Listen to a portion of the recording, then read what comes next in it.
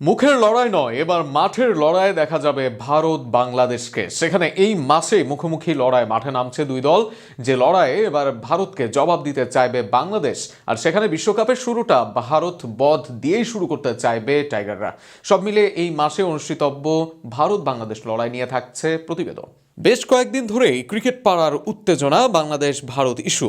মাঠের বাইরে এই ইস্যুর উত্তাপ দুই দেশেই বিরাজমান। সেখানে বিশ্বকাপ খেলতে যাওয়া না যাওয়া নিয়েও তৈরি হয়েছে আলোচনা। মুস্তাফিজকে আইপিএল থেকে বাদ দেওয়ার পর থেকেই এই ইস্যুতে তোলপাড় ক্রিকেট বিশ্ব।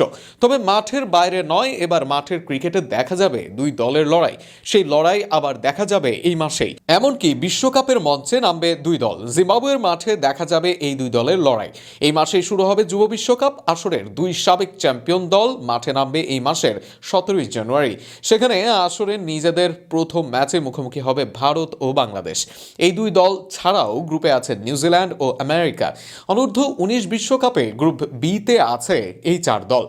যুব দল হলেও এই পর্যায়েও দেখা যায় ভারত ও বাংলাদেশের তুমুল লড়াই, কেননা এর আগে ভারতকে হারিয়ে বিশ্বকাপ জয় করে বাংলাদেশ, যেটা বাংলাদেশ ক্রিকেটেরই সেরা অর্জন।